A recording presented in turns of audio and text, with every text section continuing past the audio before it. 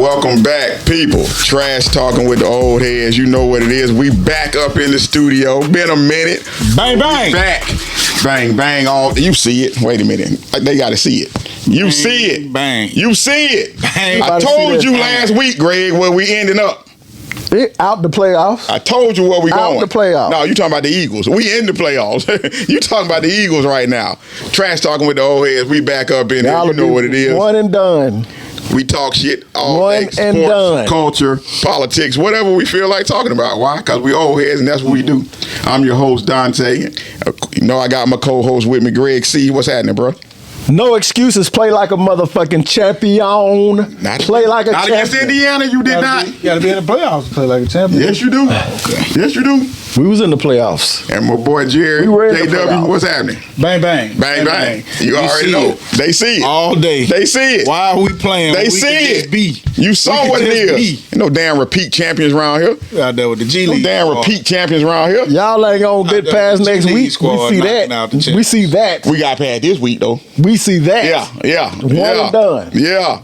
One and done. We in there, but we got a lot to talk about today, a lot to get to. But before we get to it, do not forget to smash that like and subscribe button on YouTube, Trash Talking with the Old Heads, or join the movement on Facebook, Trash Talking with the Old Heads. You can always become a member as well. Brothers, a lot to get into this week, bro. A lot has happened. Of course, you know, the week after the season ends, firings and all that kind of stuff. But before we get to all that NFL action, we got to start with the playoffs, bro. It's all kind of playoffs. Which one? NFL playoffs, college NCAA, playoffs? Talk to me. College playoffs, Talk bro. to me. We got to start with that one, bro. We got to start with college. Of course, Bama gone, Ole Miss gone, Georgia gone, Texas A&M gone, every SEC team out of there. Indiana did a lot of the damage, pounding Alabama into submission. Pause. You know what I'm saying? Pounded y'all asses, then they pounded. Pounded y'all asses into submission. But Indiana looking tough, man. Miami getting in over some people objected. Now the U is back, or are they back? We'll get into that in a minute too. I guess the first question is, in this game, man, are you impressed? Because I had an argument with somebody in the group, a little bit of an argument about Indiana. Are y'all impressed with Indiana? It's impressive. It's very impressive for them to come from the out of the woodworks, a program that has not ever done anything of note. Toast to the Niners. Hell no. That has not done anything of note. For them to come out and lay the smackdown against Alabama, against Oregon, took them through the woodshed. It's very impressive. I like how the team is built. They run the ball and they pass it well. They got a Heisman-winning quarterback and they play solid defense. And that's the blueprint for championships. Came from, guess who? Goat Saban. He just following the recipe. Oh, God, there ain't nothing like that. Ain't even the same. It ain't the same. What do you mean it ain't the same? I'll get to it. Don't finish your point. What do you mean it ain't the same? Not the same. The blueprint he's giving is not. It is a blueprint people will be using going forward, but it's not Nick Saban's I'm talking blueprint. about the way that they play on the game. I know you want to get into how they built the team. Yeah, because that's all that matters. That's the reason they're relevant. Well, again, you have to put the pieces into place. These players came from other programs, obviously didn't do a damn thing where they were at. The program, how it's built or how the roster is constructed is different from how the game is played on the field.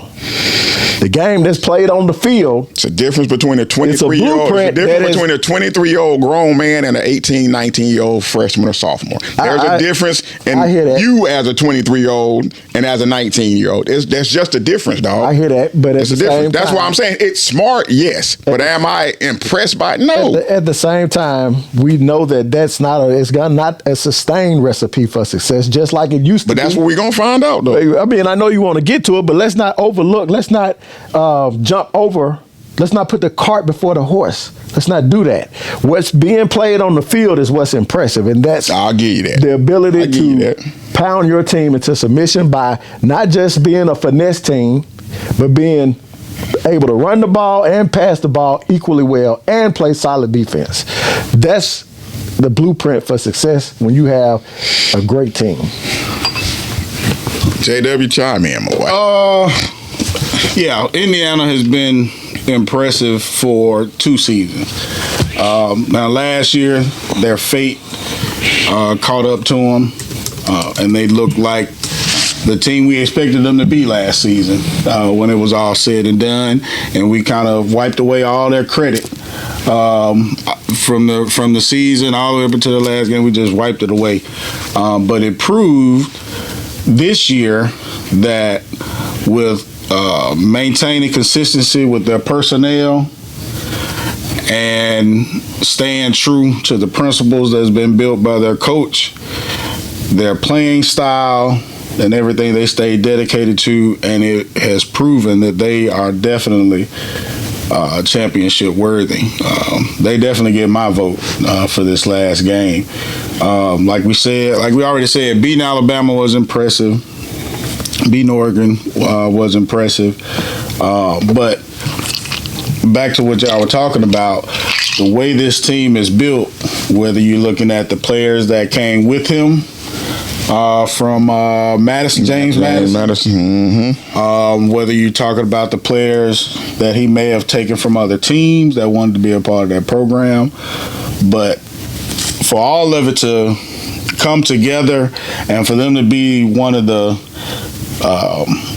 least penalized teams all year, don't make a whole lot of mistakes to beat themselves. The control they show on the field, the consistency, being persistent in all aspects of the game. In this tournament, they've won at every level. Every level of football they've won, and I think it's going to be more of the same against Miami. Very impressive. Very impressive. Talk about them. Now, I've said at the beginning of the season, after about week 3 or 4, that Miami was the best team in college football. They didn't show it over the course of the season, but I don't remember that, but okay. I did say it. We can go back and look at it. I think I missed that episode too. I believe I missed that episode too. Without that episode. I'll go find it and post it in the chat. But definitely, Miami will win this game because they front 4 is ferocious.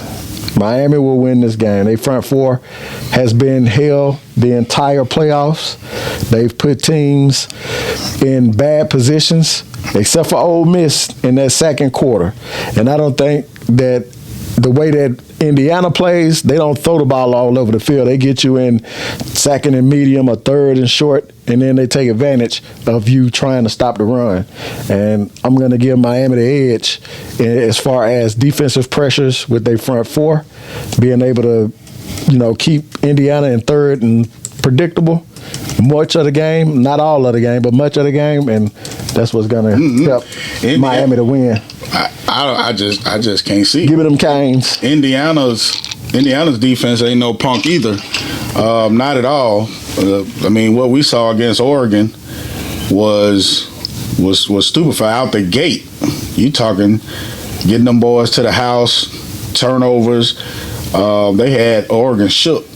Now, I know in the past we've talked about Beck, and nobody's had confidence with Beck. I had a little confidence in him last year, but neither one of y'all had any confidence in him as far as leading a team. No, Dante ain't had no confidence in Beck. No, and I was proven right. I've told y'all that Beck. I was proven correct. When Beck get hot, we're not going to play prisoner at the moment. I was correct about Carson Beck. I'm just saying. I know I spoke up. So what has Beck been doing? What has Beck been doing? What? Has he been playing ball this he played well this last game. He's about to play against the best defense he's seen all season long. But no, let's not act like Carson Beck been tearing it up for the last 2 years. Right.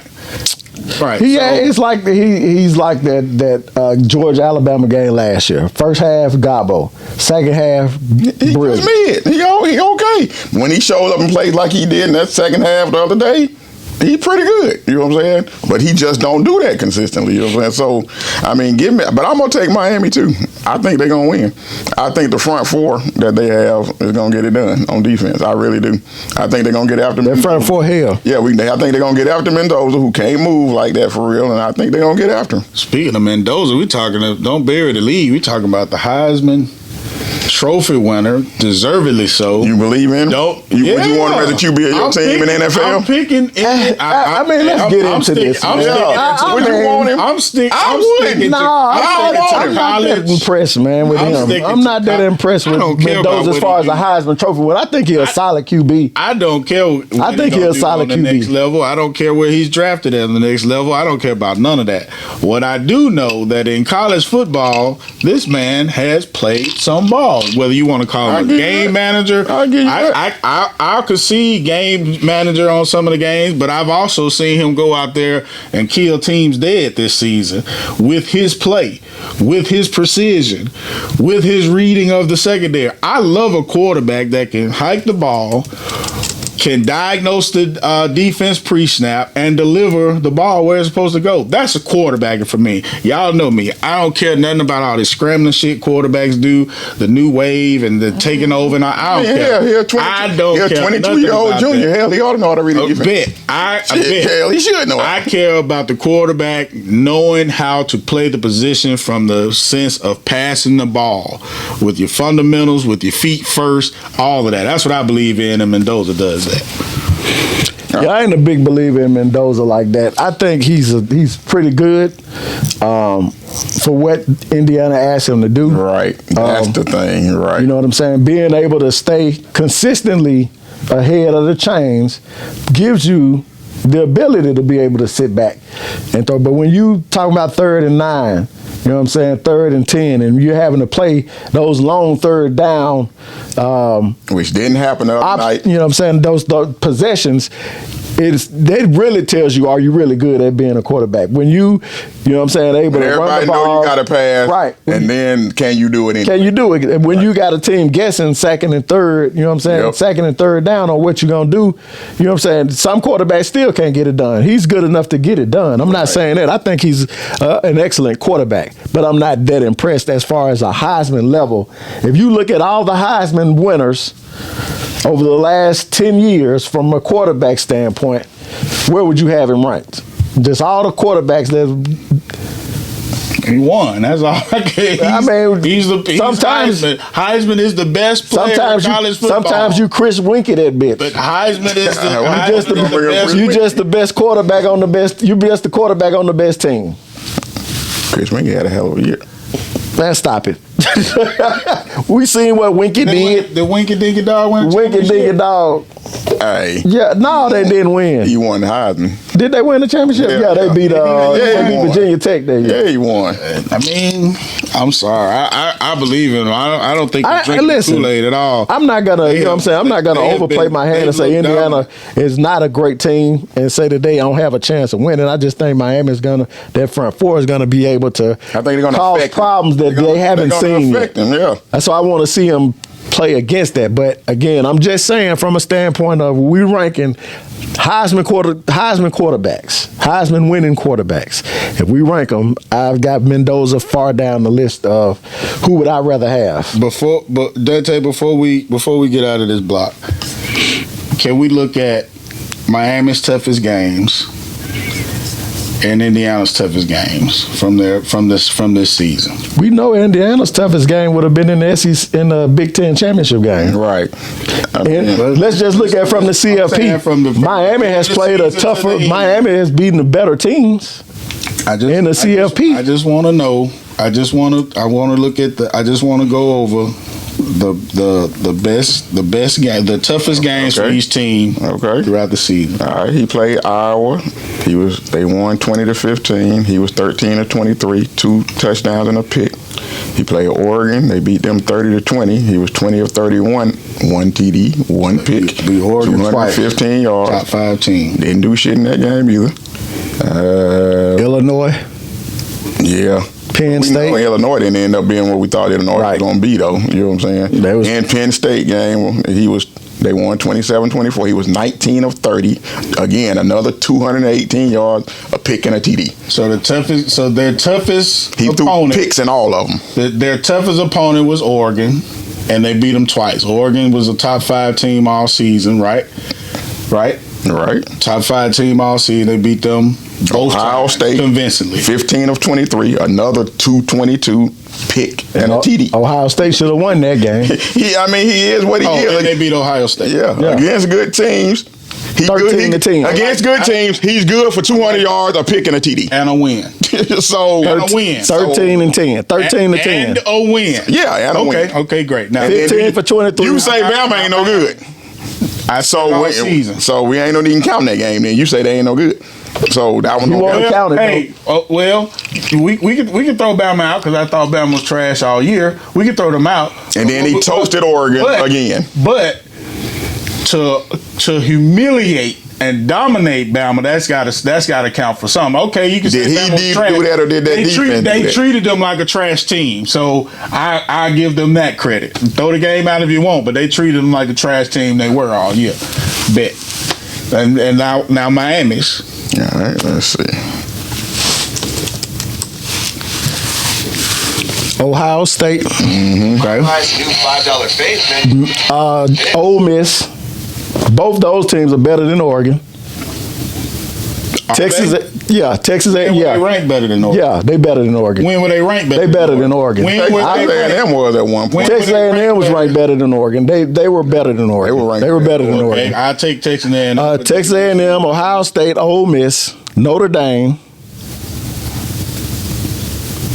and that in Pittsburgh. And see, and that's another thing So for their me that toughest comes into play. Out of that would be Ohio State. Ended up being Ohio State. See, to me, this is how the narratives Ole Miss, change ain't it? Don't it- from one year Ohio to State was their another. toughest. Last year, we talked about how garbage their schedule is. You know what I'm saying? To me, Indiana, it's a whole lot. it was It's a a little lot tough this different year. when you go 5 weeks without playing somebody, and then you get to gear up for one game or 2 games a year. To me, that's a lot different. You know what I'm saying? It's just totally different. You know what I'm saying? When you only had to gear up for 2 games a year, I'm not impressed by that. Yeah, I'm impressed with what they've done on the field in the playoffs. They've smoked some teams. You got to give them that credit. But I'm just not as enthralled with the way they're doing it. I think it's going to be the way going forward for some of these. Find you a billionaire first to bankroll your thing. Go find you some 22 and 23-year-olds.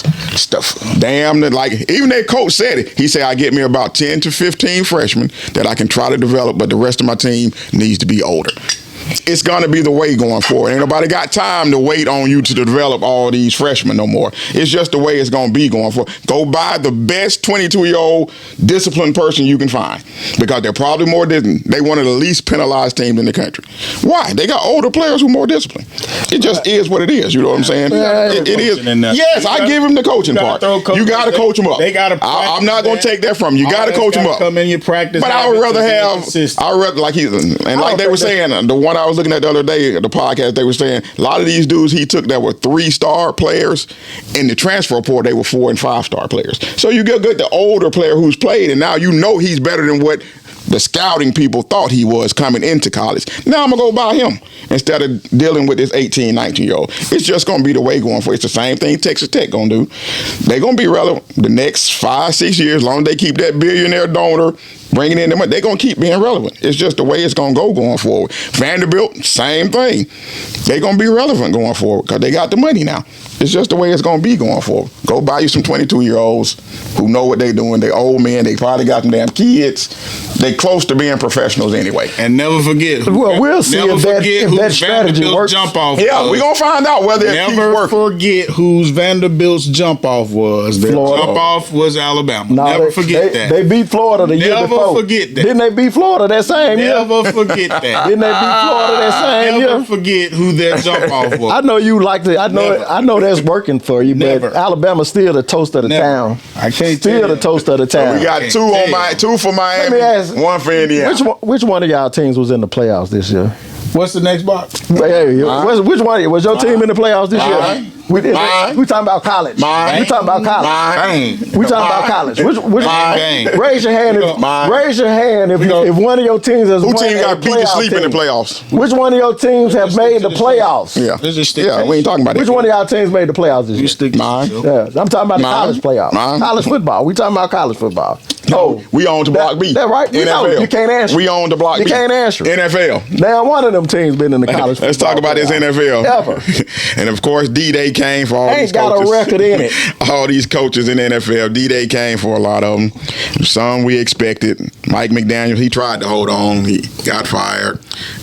Shockingly, they fired your boy in Atlanta. Raheem got the boot too. Who am I missing? Stefanski got the boot. Who else? Boy in Tennessee, of course, got booted. What's the other openings I'm missing? Because we'll get to Lamar and Harbaugh in a second. I'm missing one opening, I think. Tennessee, the Giants. The Giants got an opening still. But Lamar, the shocking one was Harbaugh to me. I didn't think he was going. I thought he could go, but I didn't think they would pull the trigger for real. Once the boy missed the kick and for him to lose that way in that game, I thought maybe they would hold on to him.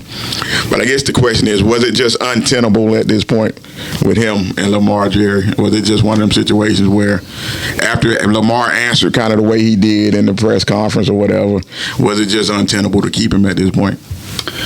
And then will it be a mistake?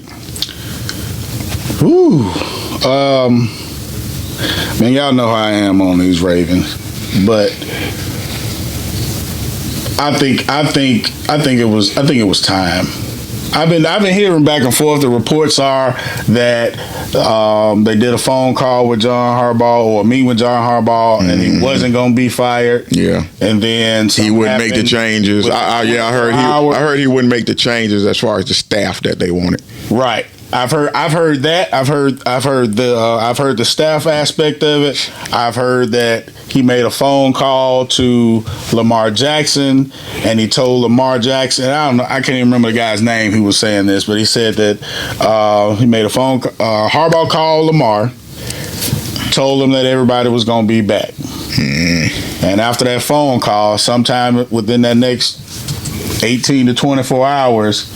He was being called and told he was going to be let go. So that story is trying to allude to Lamar didn't want him. So whatever the case may be, I think you had to go away from Harbaugh, even though he's been there 18 years or 20 years, however many years he's been there. 18, I think it was. And I don't think it was a relationship thing. Even if it was, okay, cool. But to me, the losing the close games. When on paper you had the best team. Year in and year out. You know, Lamar has been two-time MVP within the last 3 to 4 years, and they still can't get it done. They've been losing in the first round, in the second round. AFC Championship. They've been losing games they shouldn't have lost. At home. All of them hadn't been Lamar's fault, but he contributed to them too. All of them. I can't stand when people start talking about, Zay Flowers not crossing the goal line and missing catches and the tight end missing catches. And ignore the first half of the and game. Henry fumbling. They want to point the finger at all of that, but they never want to throw in the interceptions and the inconsistency in some of the passes. Skip the whole first half of the game. Yeah, that last game, he wasn't good in the first half, and then he caught fire late in the game. Like, come on, man, let's be consistent about all of this. And the kicker lost the game. You know what I'm saying? But what about the first half? So I think coaching wise, it's time to get another coach that can maybe scheme better, because they needed better scheming this year, because Lamar was obviously not Lamar. Yeah, and then wasn't running at all. Right. He couldn't use his legs. Now, y'all know me, I'm hard on Lamar, because I believe, even though you're the most exciting quarterback with the speed and the moves and all of that, it's all good until it's time for your ass to throw that ball to win a game. right? And I know you can go to the stats, and his stats say he one of the best all time in some categories, and I get all of that. But consistently we see when it's time for him, and this would have been the season where he needed to be the best passer he could be, and he wasn't able to win enough games to do it. They were awful to me all year. I ain't giving them no credit for any of their wins or whatever and coming back and all of that. I don't care about that because you attributed them being able to get back in it to the weak schedule.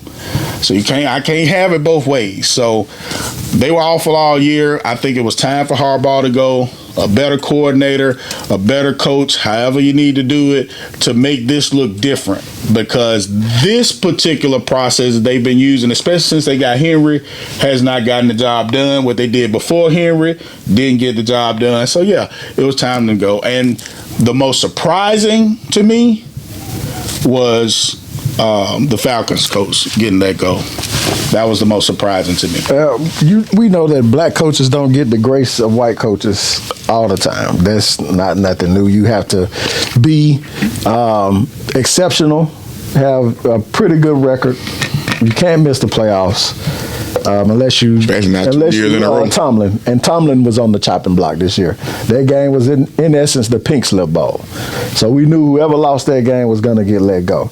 It was just an untenable situation. I think John Harbaugh is an excellent coach. I think that he needed to get rid of his offensive coordinators, change over his defensive coordinator because they lacked this year mostly because of defense. So just piggybacking on what you said about him being an excellent coach. So what do you attribute all the losses when leading by 10 plus points in the fourth quarter to? And losing the most in the history of the game. Yeah. What are your excellent coach don't do that? I do contribute that to coaching. Now, does he allow, I think, Todd Monken to maybe override, or he doesn't get involved to make, let's ride Henry. You know what I'm saying? Which they were forced to do in the game before. They got him back in contention. Right. Yeah, got them the ability to play for the last playoff spot. So, yeah, I'm not saying that he's, not had any errors or any issues, of course. You know what I'm saying? And did he deserve to be fired? I think so. You have to take into account the fact that they lost a lot of games while leading in the fourth quarter. You got to take into account the team started out 1-5 or 1-6 or whatever that horrendous start to the season was. It's the Tony Dungy thing for me. It's like you've taken this team to like the same spot and now they're regressing. Right. You got a team that everybody said was Super Bowl caliber. They got the most talents. However, and you keep they going got backwards talent in key places, but they don't have the talent. Let me take that back. They have talent in the skill positions, but don't have the talent in the key places along that offensive line, and then also on that they had no pass rush. Well, I would say they lost them though during the year. Yeah. The defensive lineman got hurt, so they have them. That was interior defensive. Yeah, but those are their pass. Matty Beak is their pass rusher though. He's one of their pass rushers. He was one. And Van Noy got hurt. Those are their pass rushers. But he came back in time enough for him to make an impact. He's older, so you're not going to. Yeah, he wasn't quite right when he came back. Right. You know what I'm saying? He hadn't really been what he was last year. At all. Yeah. But they lost Oweh. Not take Oweh, but his name is Oweh. His last name got is Oweh. Yeah. Oweh, that guy played for Kentucky. I don't know if it's Jason or something. Yeah. But they lost him last year in offseason. They weren't able to replace him. And the fact that, you know what I'm saying, I think another issue that they had was letting Patrick Queen go a couple years ago. They should have kept that tandem. Queen and I know, you know what I'm saying, they play in the same position, but hell, let me get two middle linebackers like that. Two in there. One, especially when you can cover like Queen can. Queen went to Pittsburgh. Yeah. You know what I'm saying? So it's kind of been roster mismanagement, unfortunately, and they may have had to make some decisions. You know what I'm saying? They have not. Nah, I don't agree with that. I don't know about that. I wouldn't characterize it as mismanagement. I would. I'm just saying. I think their roster is fine. You know what I'm saying? They got holes, but there's no more holes than anybody else. They got holes. And they got more than anybody else. You know what I'm saying? They needed a new quarterback. They got Lamar. They needed a new running back. They got Henry. They got that on the back of Jerry Jones fucking up. Because had he went ahead and credit Jerry Jones, I'm crediting him for that. I just think it was time. He was going to sign with the Cowboys. You got to think about. I think about it like this. the historical aspect of the lost games being up, right, late in games. Right. That's number one. That's been for the last Super 3 Bowl years. expectations. You've won a Super Bowl, and the question of how close have you been since you won a Super Bowl? They've been close. How close? Expectations. What's the closest? Expectations get you That- fired. What's the closest they've Right. been? When they lost to the Chiefs in their AFC Championship game. Okay, how many times that happened since they won the Super Bowl? One time. So, yeah, it's time. I mean, They need that year and that year and last year was really their 2 best teams. And then if you want to, Okay. we can say that Lamar was the cause of them losing. You can't. He had a bad first half, but he played excellent that second half. And you got to expect your Pro Bowl caliber tight end to make that catch And I on the do. goal line. But I expect my 2-time MVP to play better in the first half. And sometimes Maybe we in the snow. we up more points. In the Maybe snow, game right. ain't that And close. sometimes tight ends drop balls in the snow. No. I'm like, so, I mean, what we talking about? I'm with Jerry on that. I can't let him off the hook. Everybody wants. I'm not Ends of letting him off games the are hook. not the only part of the game that matter. The whole game matter. If you were up 17-0, him dropping the ball wouldn't matter. Yeah, But you weren't because your quarterback didn't do shit in the first half. he's throwing picks. So, I mean, you He's can't just fumbled let the him off the ball. hook on the first half. And then say, oh, that's the one reason. They like, no, you part of it too. It's all y'all together. Right. I was just saying you cannot put the entire blame because that's what I I was don't. hearing. It's never- That's what But he I'm the hearing. QB. Of course you get the most. You Yeah, the he's QB. gonna get the blame just because he played that position. You know what I'm Right. saying? We know that. But when we're talking, Not just because he played a position, what he's done in the games. He's thrown some picks. He's Bad ones. He's missed some wide He's open looked like a targets. different player in the playoffs. He's fumbled the a ball. lot of times. Where it's He's like, done- damn, that's not even Lamar. Like, who is this dude? And You know what I'm then saying? this It's year, like, that's been the question all year. Who is this out here on the field all year long? You been don't want injured. to. Okay, but you don't want to talk about your injury. So when you don't want to You're announce out what there, the you're out injury there. is, Right. and you sitting out and not practicing, and then to that's rest part of the thing why you know the relationship was done too. Like, my coach don't know when I'm hurt and when Yeah, I'm you know coming what I'm back. saying? Like, you can't have it both ways, man. That, you can tell that relationship was don't- done. don't you know try what I'm to- saying? And that last answer and that, I'm like, oh, it's over for you, my dude. It's over, dude. Don't- Lamar is out on you, dog. It's over for you. Announce what the injury is and still play all year. Okay, well you took that out. You took that excuse away. So Right. Well, what's wrong with you? Then? Right, exactly. So we'll see, man. I think we all agree though that it was time. You know what I'm saying? It was about that time for Harbaugh to get up out of there. You know what I'm saying? Let's get back into this NFL.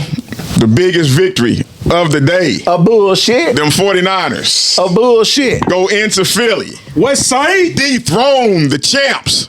They are no longer the champs. Bang, bang. It will be a new champion. I told Bang, y'all bang. they wasn't gonna. It will be a Y'all- new champion. But you didn't see us coming, though. You didn't see us as the ones knocking their ass off, though. You thought we was going down today. Admit Bang, it. bang. Tell the truth now. I'm going to ask you truthfully for a moment of clarity right Truthful? here. You thought they was going to whoop our ass. I didn't. It didn't matter to me. But you 'cause thought they was going to whoop our ass. No, because I've told y'all, it's one thing that we've said all season about Philly. Their offense is horrendous. They will do good in one half. The next half, they like a fucking G League team. My cousin, Steph Lewis. You know what it is. You'll be getting a phone call, my boy. Don Scott. It's coming. Don Scott. Or I hit you on Facebook. Congratulations. I just ain't got at you yet because I'm Don't- doing this listen, podcast. don't worry, he gonna I just ain't got at you yet. Don't worry with Don Scott. What's your cousin name? Steph Lewis. Steph Lewis. You'll be calling him next week. Don't worry. It About don't matter. You won't be calling Don't this worry. week. Don't worry about it. You won't be calling this week. How impressive was that victory, Jerry? How impressive was it? Bang, Bang, bang. bang, bang. Listen, Coach of the Year. Yes. All Coach of day. the Year, Kyle Shanahan. All day. Hands down. Y'all can talk all that Vrabel shit if you want to. He had his full complement of players all year. We are down to 1 star on our team right now. I didn't even know who the fuck that linebacker was. Who the fuck is Wally? We played safeties at linebacker today, y'all. We played with our G League team pretty much all year. Best defensive players out. Offensive players out. We lost Kittles today. Lost. Achilles injuries, Second ACLs, quarter. broken legs. Right. Through all of that, we get to the playoffs and we knock out the defending Super Bowl champions. Kyle Shanahan, hands down, is the best coach in the NFL this season. No doubt about it. Whether you want to talk about his scheme, Mike, give me Mike Vrabel all whatever day. you want. Crazy, yeah, you're right. Whatever. But today, to beat the Eagles, listen. Yeah, the Eagles had offensive problems all year. Their O-line hadn't been as good as it was last year. The stats say, and history shows, that when you have a 2,000-yard rusher, that the next season they don't have as good of a year. So maybe they were trying to work Barkley up this season and finally break out. It never happened. The passing game never clicked. The OC was horrible all year. All of those things. The defense wasn't good. I don't care about none of that. None of that shit. I don't care about none of that. None of that shit. For us to go in there with they were 4.5-point favorites. Fuck them. For us to go into Philly, windy conditions, cold as hell. West Coast teams, we always felt bad in in cold weather. We overcame a G League roster. We overcame being down to one star on the field and got a big time win for the West Side. I'm glad you said there's one star on the field. One star, that's all we had. Yeah. That's all we had. One star on the field. It wasn't too long ago y'all was hollering about Brock Purdy was top 5 quarterback. Well, at one point, Brock Purdy was, but whatever. I don't want to hear that. We talking about this year. Brock Purdy played well enough to win a game. He made all the plays necessary for us to win this game. I'll take it. I'll take the dub. All I know is Brock Purdy in the playoffs get dubs. Yeah, that's all the fuck I know. That's all I know. He get dubs. Unlike somebody goddamn quarterback. Unlike somebody's $60 million goddamn quarterback. He get? How many playoffs win your goddamn quarterback got? How many? That's what I thought. Your $60 million quarterback. Your $60 million shitty ass quarterback. If you ain't first, your last. It's all about them Niners. Bang bang, bitch. Bang bang, bitch. How impressed were you, G? I was not impressed whatsoever. This was probably one of the worst games of all the playoffs games that have been played this season. A straight hater. Don't be a hater all your life, dog. Don't be a hater all your life. Jalen Hurts and that Eagles offense need to be ashamed of themselves. They let this goddamn makeshift ass defense hold them to 19 fucking points. Why should they be ashamed? They played the same way they played all season. They should be ashamed of themselves. They should be ashamed of themselves. That's the MO this year. They should be definitely kicking themselves in the ass. You get the ball from what you said. They've been winning like this. They got 2 picks. Where they get the ball at in them 2 picks? Oh, one of them was like the 40. I can't remember the first one. They was in our territory. Their own territory on the other one. But one of them. Did they score any touchdowns on them? Any points? Oh, they got points off one of them. Yeah. That's terrible. Because they only had 1 touchdown. And I saw that. That was when he threw it to Goddard. The rest of it, they kicked 4 field goals and a touchdown against this badass offense. You think y'all gonna be able to stop goddamn Sam Darnold? We won it. We are 1-1 against the Seahawks. Jackson. We are 1-1 against the Seahawks. Jackson and Jigba. We 1-1 against the Seahawks. They beat y'all ass. We 1-1 against the Seahawks. Worst game. Yeah, they barely clipped us the last game. time. If I'm looking at this shit, a 60 QBR and a 40 QBR. This is horrific. 2 touchdowns, 2 interceptions. They've been winning like that all year. Who have? Philly. That's Philly has won games the way they played today. They've been winning. Saquon had 100 yards rushing. He ain't never had 100 yards rushing. Okay, they've been winning. They've been winning these games all season long. Matter of fact, we had a discussion not too long ago about Philly and the Green Bay Packers prior to Michael Parsons getting injured. And I said, I got more trust in Green Bay than I got in Philly. I remember that conversation. Okay, then. But you was wrong about that, too. They lost, too. But they lost Michael Parsons. Shit, they lost, too. They lost Michael Parsons. And we're going to talk about that because, shit, from what I saw, Jordan Love was balling. My thing about this Eagle offense, they beat y'all. We beat them. So I'm like, what are you talking about? First game of the season. So they beat y'all. That ain't nothing. We beat their ass. They beat y'all. We beat their ass. That's what I was telling y'all. We whooped them. So what are we talking about? We came back from 21 down and whooped their ass. So they beat y'all. So I'm like, we sorry. What you talking about? Well, at least I got that shit on wax. At least I finally got that shit on wax. I've been saying it all season. Finally got that shit on wax. I've been saying it all Cowboys sorry as shit.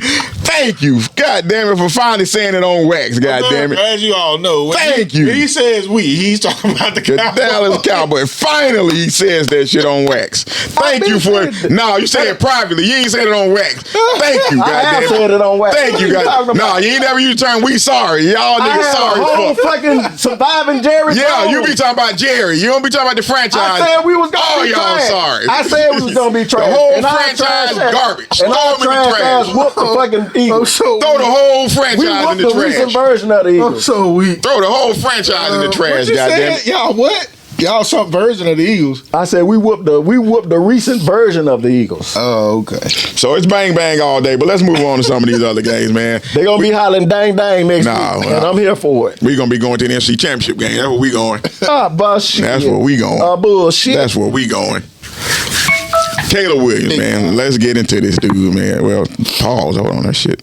That didn't sound right. That didn't sound right. Let's talk about it. You know what I'm saying? Caleb, you know what I'm saying? So, is he a proven commodity in y'all mind now? Y'all a believer now? Hold on, I'm starting this one. You know, I know. You know my boy Mark. Yeah, Want to Mark. start that bullshit. Matt Lewis, y'all pay attention because you boys said that this man was a bust. He mid as no, I said he was mid. No, you said he was a I bust. said he's mid. Y'all said he was a bust. Mid. The question was, is Caleb Williams, can we now say that Caleb Williams was a bust? And I said, it's too early. So you think to he's say proven that he not? Yeah, he's not a fucking, how is he a bust? Explain to the world. Explain America. to me, what did he America. do? Explain Half to the the game world. he be shit. We just talking about Jalen Hurts with the same shit. This the What fucking fuck are we playoffs. talking about? We talking about the fourth quarter. Was he shit in the fourth quarter?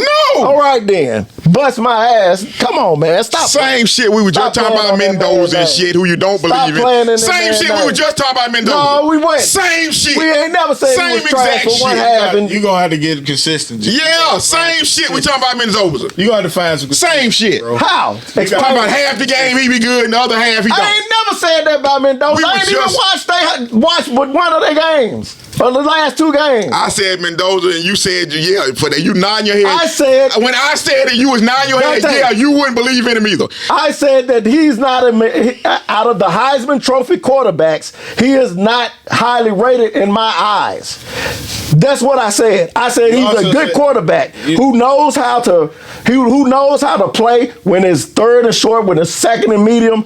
That's what I said. I did not say he was ass. So he mid. neither- So he mid. Hold on. He mid. Just like Caleb. That ain't a bust. You may have meant. What does mid mean? You may have meant that. That he average. But your words. What did I say then? What did I say? I just repeated exactly what I said. I just repeated exactly what I said. And then the thing is, and the verbal cue, because everything I said, he was nodding his head. I was looking right that's at your it. interpretation. I'm looking right at Your it. words were you not impressed with Mendoza.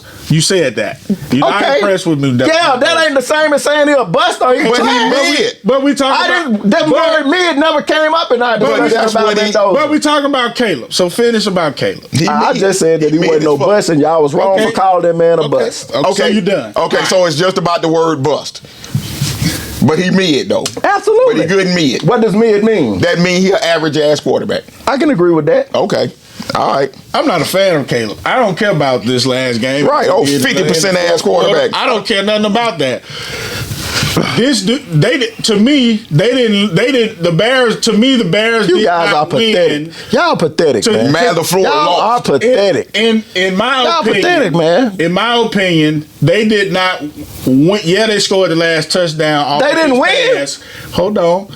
Yeah, he had that left sideline going on that last drive. And how do you lead them open like that? Right. Just dumb shit. That last play schemed up very well. I think I know I posted it and I tried to post it on the Facebook page on where they got the play from. They got the play from early this year from Washington, and it worked brilliantly. It worked just like it did when Washington used it against them. It worked the exact same way. A lot of confusion. Now, Ben Johnson offensively is above average. Right. But for me, I'm sorry. Just like I just mentioned about Lamar Jackson, don't give me what he did just in this moment, and then I'm supposed to not forget pay attention everything else to everything else that he did. This dude, to me, is a master of the dink and dunk. That's what he's becoming. He looks like he's going to master that version. Well, you're only going to get praise for that if you Tom Brady and win a bunch of championships. He's the same off-schedule playmaker he was in college. Thank you. So, okay, Chicago fans, if you feel like that this shit is the ain't guy, sustainable. Go ahead and be happy. Y'all won the first round. Be happy. My Niners won the first round. I'm happy. But I promise you this. When it's all said and done, y'all gonna wish y'all had a Brock Purdy, because this dude Caleb Williams, to me is solid take. Solid take. Did y'all hear this shit? Very solid take. Did y'all hear this shit? For not being able to hit the square. The guy that's not a star. Solid take. Solid take. That's some ass shit I've ever heard. Solid take. Shit I've ever heard in my life. One of the most solid takes we had today. I ain't never heard ass shit. That's the ass shit I've never heard in my life. Worse than ass. I'm just saying, man. He's an off-schedule dude. He's really good at the impromptu shit. You're not gonna keep winning like that. At some point, you got to be able to do the simple shit in the pocket, and he's still 50% or below on that kind of shit. Right. That's just who he is. You know what I'm saying? Y'all said that's what he is. Be like goddamn Brock Purdy. That's what he is. Who ain't a star on y'all team. That's just what he is. You know what I'm saying? So Caleb a star. So Caleb a star? Is Brock a star? Is Caleb a star? He more of a star than goddamn. Hold on. Yeah, Brock star. He's a star. Yes, he's me. He's a star. Who's a star? Brock. Goddamn lie. Stop Dante, it. What makes him a star? Dante, this is the question. What makes him a star? He win in the playoffs. He win in the motherfucking playoffs. The team wins. The team wins. The team wins. The team wins. He don't fucking win. The team wins. Did he? The team wins. The team won with Mac Jones as starting quarterback. So your QB don't win in the playoffs at all. So what is he? So he less than a star. Stop it. So your QB less than a star. I would rather have Dak Prescott than Brock Purdy all day. Jesus. All day I'm not long. talking to you no more. I ain't talking to you no more. I want to ask you this. I would take Dak Prescott over Brock Purdy all day long. You crazy as hell. Give me the 49ers defense. And you give me the 49ers and you'll lose the same way you lose now. Bullshit. Who would you rather have at QB? Caleb or Brock? Caleb. Let's go. That's just hate there. Caleb Williams. Yeah, let's move on to the next game. Let's move on to the next game. Caleb Williams. Where we going, Rams? Give me Caleb Williams. Yeah, let's do the Rams, man. Rams, goddamn Panthers, man. Panthers had that goddamn game. I don't know if y'all saw it. I watched the whole thing. They had that damn game. I still don't believe they lost that game. I got to give it to your boy from Bama. Bryce. He led them down the field. It should have been enough. It should have been enough. But my question is, do you keep him? Do you sign him up for the 5th-year option? Let's hit that part before we get to the Rams, because I really want to know what y'all think about Bryce. Is this his 5th year? They got to make a decision on his 5th-year option now. Yeah, I think next year. So next year is his 4th year, 4th season. So they got to make it. No other quarterback that's taken in the top 5 has never not had their 5th-year option picked up under this system. Do you do it? If you better have a better plan. I agree. But do you do it? Would you do it based on what you've seen from him? They made the playoffs this year. Had a decent running game. Was he injured again this year? He played the whole season. The whole season. This is his first complete season without being injured. Is that right? Yeah, and he ain't really been too hurt. Yeah, he missed a few games with some small stuff, 1 or 2 games. He was injured in his first season, and then he got benched. He got benched is what happened. Yeah. Andy Dalton came in. Ooh-wee. That's a hard. I bet they thinking through that shit. That's a hard decision. I think you just got to go through next season. I wouldn't be doing. So they got to franchise tag him. No, they got that 5th-year option on the contracts. And so it's time to either pick it up, right, or say, nah, we're not gonna pick it up. You know what I'm saying? It would be hard for me to pick it up going into year 4 with his resume right now. Me too. It would be hard. So he played 16 games the first year, 12, then 16 again this year. So they went from 2-14 to 4-8. And then this year, 9-8. Yeah, or 8-9. Excuse me. There's no way I would pick up his option this year. He's going to bet on himself. and we're going to have to draft a quarterback to cover our ass just in case he want to get out of it. Because he's gone from 11 TDs, 15 last year, 23 TDs. That's fair. To me, that's fair. That's as fair as I could be. I couldn't do it. They roster you can't do it. They roster improved this year from the wide receiver standpoint. Ted got 1,000 yards. So prior to that, they've been he had nothing. That's why it's hard to grade him for real. They don't Them even first have 2 a years. tight end for real. So and the running game wasn't good to this year. Yeah. For real, you know what I'm saying? So basically, all of his success at Bama, you had all these 4 and 5 star players around you. He needs every quarterback needs that. I think if you're going to sign him for, you're going to have to do it. That really translated from when he was at Bama, because if you remember, he was at Bama. They had a drop off in talent after that first year, after his first season, and he still was able to get them a lot of wins. His coachability stood out. Yeah, it was like he had 14 game-winning drives in the fourth quarter. Oh yeah, I saw that. Out of his 16 wins. So he still has it. They had 16 wins. I saw that. And 14 of them had to come back. Yeah, I saw that. So he still has that about him. So that's real. That's something that's substantial. But I just think the fairest thing I can do for my franchise, me too, is play it out. Is to play it out. That's just me being fair. Yeah. That's just because to me he's still short. That's still a problem. You can tell he still gets a lot of balls batted. He still has a hard time seeing over the line across the middle of the field. Yeah, across the middle of the field, he has a hard time. Even Jalen Hurts, that's where he's not strong. They were showing his stats across the middle. When you can't see above them dudes, it's hard. Jalen ain't short though. Yeah, but they showed his stats across the middle. He have a hard time. I'm just going by what Tom Brady said. You know what I'm saying? That's what Brady said. He don't want to step up in the pocket, and he cannot maneuver. And that's what Brady was saying, that he always trying to flood right. You know what I'm saying? Right. He trying to go right. I used to hate that shit. I used to call it. Brady was like, it's a perfect pocket. Why is he rolling? He always did that. I always done that. Same thing.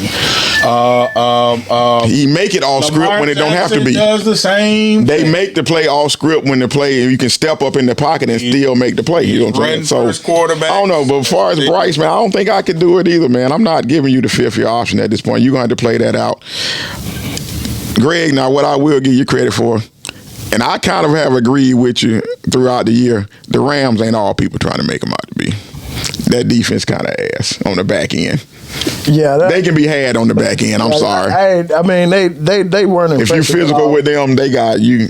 They weren't impressed about they if they get you in third and long, they can send verse. At you. Right. You know what I'm saying? They got I think their defensive line depth is pretty strong and solid. They Puka or bust on offense. Yeah. If you can stop Puka, you can beat them. If you can't, you're going to lose. Well, they can run with Kyron. Yeah, I am too. But I ain't worried about it. To me, their passing game is the key to that team. No, Puka Nacua is the key to that team and beating them. You have to keep him from getting 12 catches. You know what I'm saying? You got to keep him at 4 or 5 catches a game in order to really beat them. Or their offense is just humming. And that's what the Carolina Panthers found out. They could not cover Puka Nacua at all. They could not cover that dude. You know what I'm saying? He's a very physical receiver. And then when you got Devontae Adams on the other side, right, making him even more dangerous. Right, exactly. So, but we'll see, man. They go to New York. They go to the Bears next week, I think. Yeah, they got a lot of stuff to fix. Stafford. Is he still the MVP favorite? Ooh, that's crazy to me. He is the favorite, but I mean Stafford in May. Yeah, is one of them. It's a weird year on that front. I don't like all those 5-yard or less TD pass. To me, that's McVay trying to get you into the Hall of Fame, trying to get your MVP. So, I kind of buck against. I don't like that. So because you got a running game like you just said, but now you throwing from the 3-yard line all the time. He got like 18 TD passes that's 5 yards or less. Yeah, you see, you trying to win that dude the MVP. I'm like, miss me with that. You know what I'm saying? It's been built up recently that with Stafford back there, they're an offensive power. Like, that's the strength of their team. It damn sure ain't the defense. So the strength of their team is supposed to be the offense. That offense. Fueled by the play of Matt Stafford. And like G said, they get after the passer.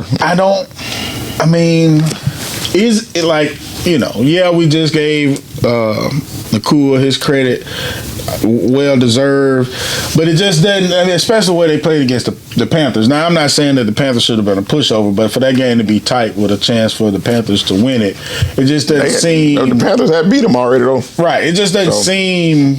It just doesn't seem like they're truly a Super Bowl team to me. Yeah. Right. And I don't know who other than the Niners, I don't know who I would point the finger at. I mean, I guess you got to include them because on our side, like we were talking about your boy from Buffalo on the AFC side, he the best QB left. You know what I'm saying? Yep. I give him that. He's better than Brock overall. His history says he's a better QB. Yep. His history. Yep. But so you got to give him that because if you got the best QB on that side, you got a chance. You know what I'm saying? So they have a chance. And then they go into Chicago, who got no defense whatsoever. So he gonna put up numbers in Chicago. They probably gonna give up. No, it's gonna be a shootout. You know what I'm saying? If I had to bet right now, it's the over. You know what I'm saying? I'll bet because it's probably gonna be 52. Probably gonna be the over. Some shit. I bet the over. It's gonna be a lot of points scored in that game. Yeah. Neither one of them defense is gonna stop nobody. Yeah, I don't know. It would need to be. It would need the Rams would need to play better. That Stafford, that whole little situation, they would need to play better. Yeah, I agree. But let's talk about, we got a couple more that I want. One, tomorrow night, Texans, Steelers. We all got.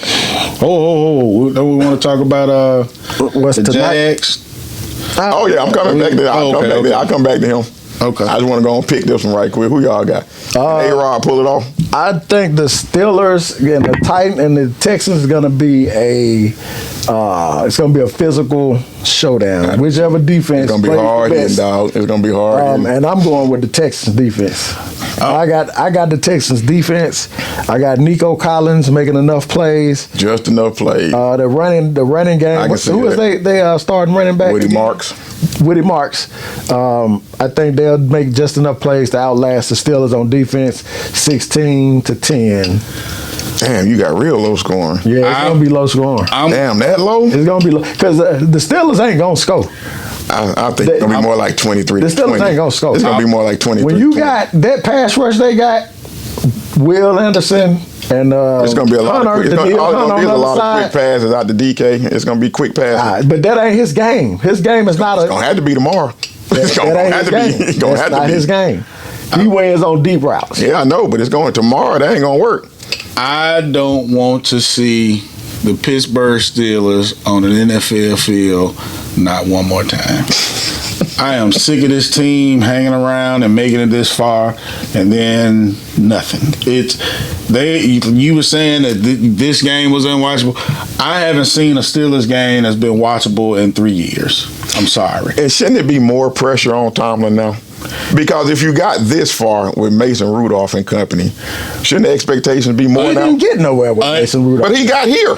He got right where they are tomorrow night with Mason Rudolph. They backed into the playoffs every year. But they back in every year with Pickett and Rudolph But he got Aaron Rodgers. He got the old Aaron that's Rodgers. But is he not better than Mason Rudolph? Yeah, but still. Unfortunately, the A-Rod pickup is a plus for them. It is. It just is. If you look at the way he played this year, it's a plus. I got to go with the Texans. I'm just sick and tired when you get to of the playoffs, you playing the best Pittsburgh Steelers are doing. But you're not. But we all know we don't know the offense for the Texans ain't shit.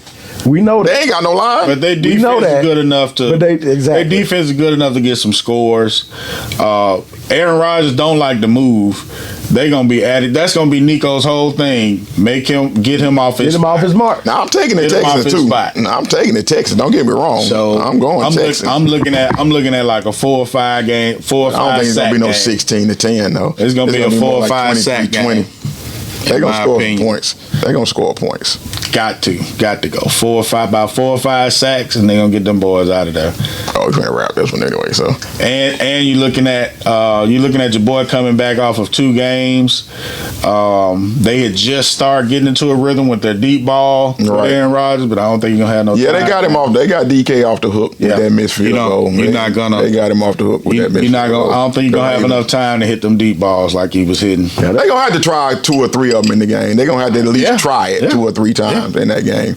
All right, and finally, let's talk your boy. He survived. Your boy Josh Allen. He survived because, like I said, The Prince turned back into a pauper, which we all knew was coming. But the Prince played pretty good today. Prince didn't do shit. That motherfucker, Come on, when it man. mattered, he didn't do shit. It did. He had do the shit. game-winning touchdown. He didn't do shit. How many picks he throw?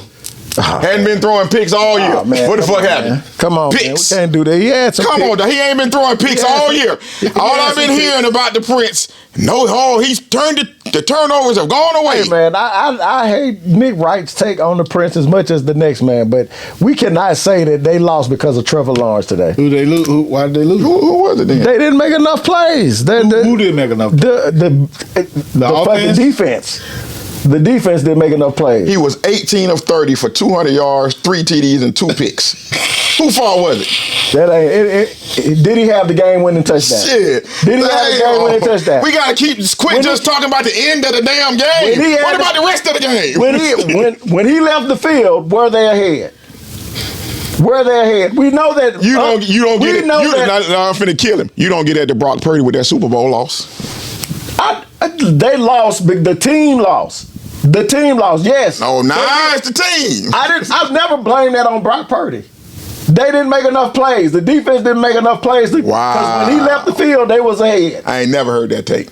And I've known you a long heard me time. say that it was Brock Purdy reason why. No, I ain't never heard you say Brock left the field with it and the defense let him down. I ain't never heard that. I'm never one, unless a quarterback plays just totally ass and they don't have a chance because of the quarterback. I'm not putting all the blame. I'm not saying that he was perfect. But when he left the field with 2 minutes left in the game, less than 2 minutes left in the game, were they ahead? Yes. 18. You got to count on your defense. That's been one of the best defenses all season long to make a play. But we talk about Trevor Lawrence. We don't talk about Trevor Lawrence. Leave it up to the defense. The defense been the best thing. When he left the field, were they ahead? When they left the field, he was 18 of 30 for how many yards? 207, 3 TDs. I don't give a damn what. And a minute ago, you remember in the game with Philly and the 49ers, he said, look at the QBR, 60 and 40. Trevor's QBR was 30.2. Jesus Christ. 30.2. He said, look at the QBR, 60 and 40. That's bullshit. What is a 30.2? What was your boy, Josh Allen? What's a 30.2? What was Josh Allen? I will tell you momentarily. 87.3. Right. So what are we talking about? 30.2. It ain't 30.2. So that's what I'm saying. Come on, man. Yeah, it's his damn fault. Who else's fault is it? 31 yards rushing. One of those picks was not his fault. But still, Greg, you cannot say that he played well enough for them to win the game because they lost the game. So you can't tell me he played well enough to win. Not with that information. He was on the field with a few seconds left, and he got the ball back with time. Hey man, the wide receiver got to make a catch. Wide receiver got to make a catch. Wow. Like I said, man, the Prince. The defender made a play on the ball. But for me, the wide receiver had his hands on the ball.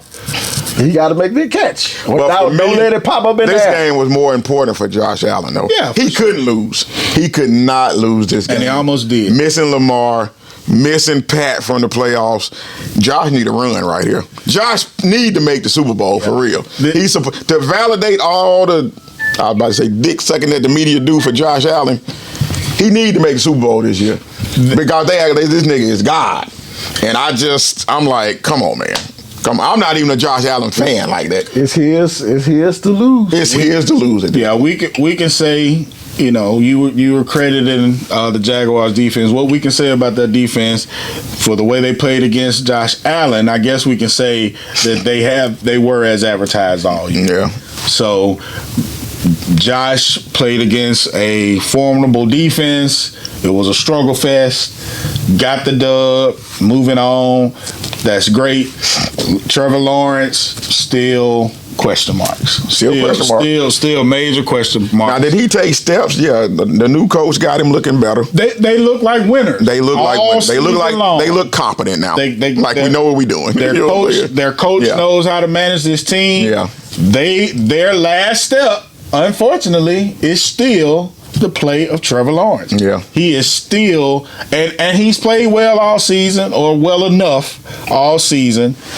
They still got to get him up to par. I feel like by now, at some point, the conversation should have been, comparing him to what we've seen from Burrow in the past. At least that good. That ship has sailed long ago. At least, but I'm saying that's the piece. He's not in that caliber. That's the piece. If they come in next year and if he put together another year like this year, maybe he got to continue, and he got to win in the playoffs at some point. That's what I'm saying. Keep going. If they come in next year and the defense is even better, but he's not, then but we can't be looking at him on the Joe Burrow, Josh Allen, Lamar Jackson. He ain't on that tier yet. He ain't there. He ain't on that tier yet. He played his way in the middle of the middle echelon, that second level echelon. That second group. You can have a discussion about where he ranks in that second echelon of quarterbacks. Somebody in there where Dak is. Where Dak,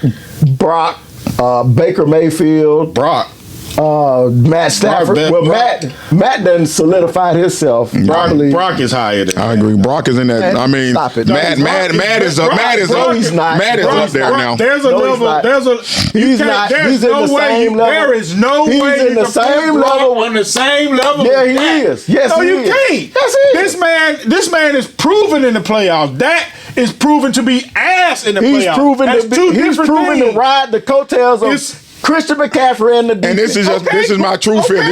This ain't cowboy hate, but at some point, in order to be that Dak is supposed to be, you got to win some playoff games at some point. God damn. That's the whole point. He's still in there with Justin. Is Justin Herbert in there second level? No, not to me. No. Justin Herbert is it's always about talent with Justin Herbert. Everybody look at look how hard he spin it. Look how hard he throw the football. Well, who's in the second level of quarterbacks then? I would like to hear Brock is in the second level. Jalen Hurts. Jalen is in the second level. Nigga, the motherfuckers who win.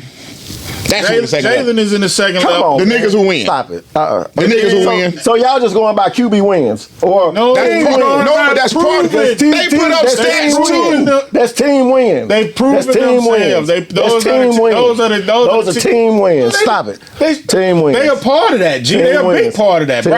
We've always graded QBs on a win curve. You got to fucking win. That's the whole point of being a QB. We've always done it. Always. How is Dan Marino one of the top quarterbacks ever to play?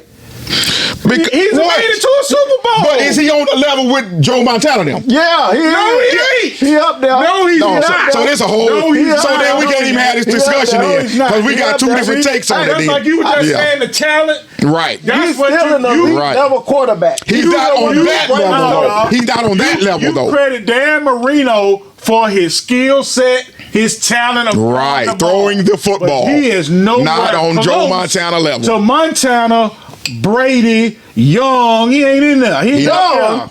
Yeah. Man, stop it. We got to move now, man. We can do this forever. Okay, well, where's Troy Aikman then? Troy Aikman. Even though I don't like him. No, I can answer. Let me answer. Now, he ain't in that dog. How? Now, he ain't in that dog. Now, he would be kind of the opposite. He would be kind of the opposite. Let me tell you why he's the opposite. I can explain it. I can explain it. No, you can't. Yes, I can. Be consistent. Because that's all I'm asking. That's why a minute ago I said your numbers got to match too. He ass when it comes to numbers. He's actually ass when it comes to numbers. He is the epitome of game. He is an ass when you've seen the numbers. I know I posted them before. He is complete ass when you stack him up against everybody else's numbers. He ass. That dude Joe Flacco. He complete ass. Okay, he's the best. Just like you just did with Jalen Hurts. Ass. Where's Jalen Hurts' numbers? He ain't ass. Shit. Compare him to Dak Prescott's numbers then. Compare him. But you gotta include the running and shit. He ain't ass. Compare them. If I could include total touchdowns, that's compared. I'll compare. We'll do that. We got to move, but we can do that. I got a question. Does Troy Aikman have any MVPs?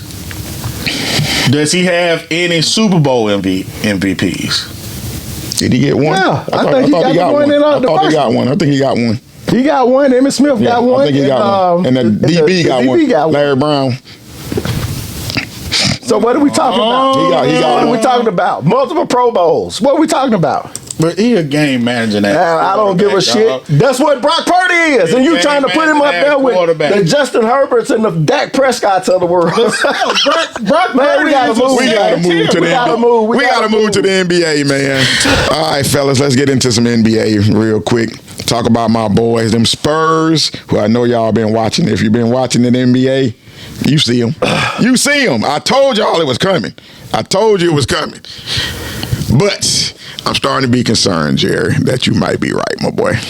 And I'm a man, I wouldn't admit when I might be wrong. I ain't saying I'm completely wrong just yet. But my concern level has moved from like a 2 to a 6 when it comes to the frame and Wemby being able to stay healthy. Will he be able to stay healthy long enough to get to the promised land for the Spurs? Still was coming off the bench doing 24 minutes, 26 minutes. I'm gonna preface it. With this. Nobody, least of all me, is ever wishing injury or harm to any player. You definitely want to see all players reach their potential, reach their expectations of stardom, reach the pinnacle if they're going to have a basketball legacy. You always want to see that.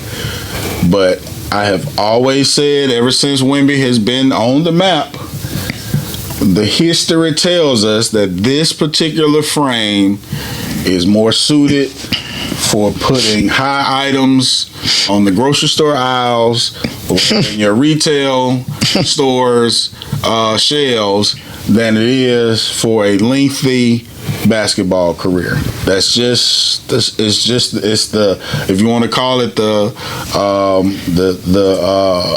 geometry of it all, whatever you want to call it. The physics just don't work. It's just, and then I keep, my biggest thing is how he wants to play. Yeah. And they give him the freedoms, and I get it. He looks great. It's some of the stuff we've never seen before. Right. I get all of that.